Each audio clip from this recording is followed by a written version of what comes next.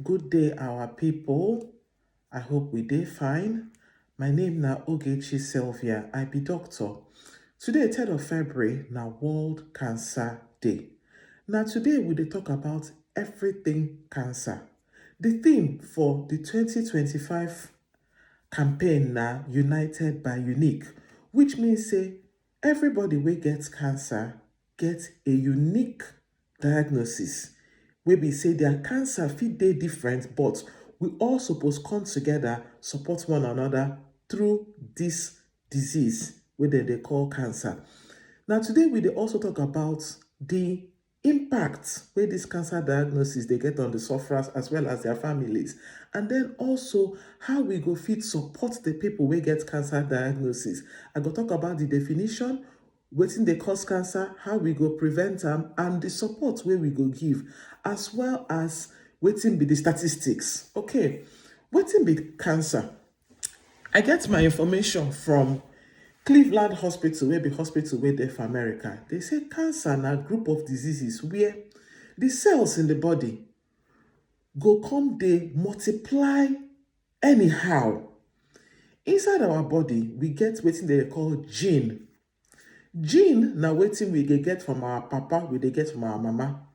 This gene go tell the cells na the small part of our body.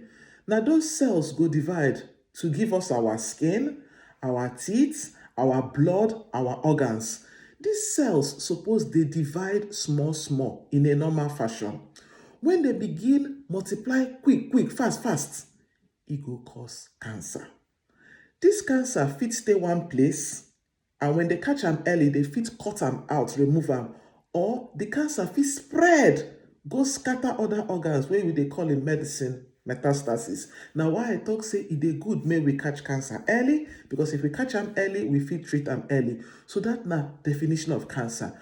As I don talk wetin cancer be, remember I say we get cell for every organ. We get cell for our skin, our eye, our breast, our liver, our uterus, prostate. As such, e mean say cancer fit affect any kind of organ for the body. For that Cleveland hospital, they talk say we get more than 100 types of cancer. Why we dey mark this World Cancer Day? This World Cancer Day, they first mark am for February 4th, 2000 at the World Summit Against Cancer in France. Since that day, every 4th of February, we dey talk about cancer to educate people, make people know how this disease dey take happen, and how we go prevent am, how we go manage am. The colors for today na usually blue and orange. So you go see some people wey go dey wear blue and orange. Make you no think say na anko. Na also ways to make us think of World Cancer Day. Now, the most common cancers wey we get for Nigeria, the three: breast cancer, cervical cancer wey dey affect women, prostate cancer wey dey affect men.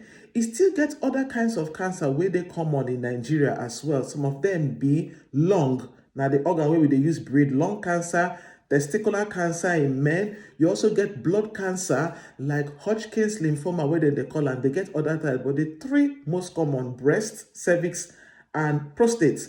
Then in Africa as a whole, the most common cancer na cervical cancer.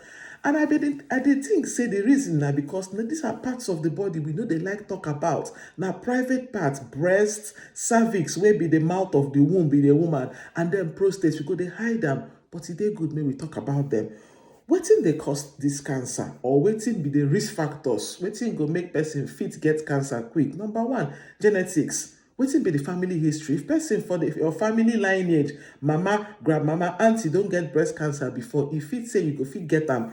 Number two, smoking. You see, anything wey go cause damage to the body, smoking, excess alcohol, e fit cause cancer, e fit cause inflammation.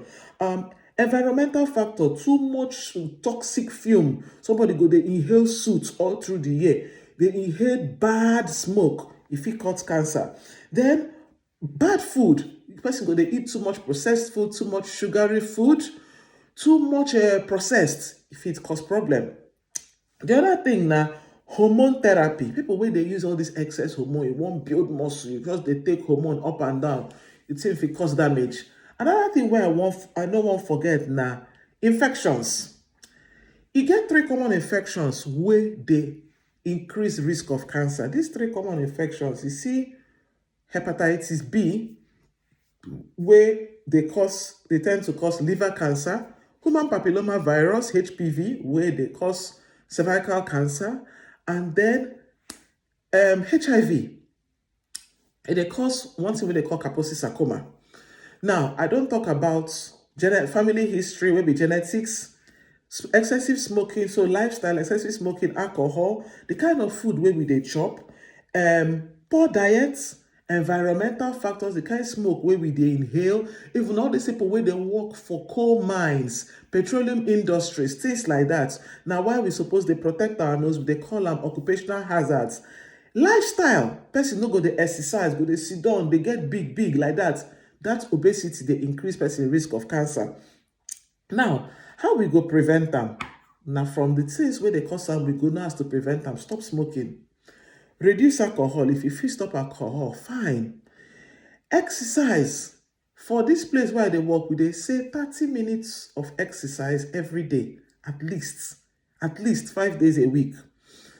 Go dey protect yourself from sun. Those of us who go for Nigeria, we say, hey, wetin be that? We there for hot sun. We fit get skin cancer.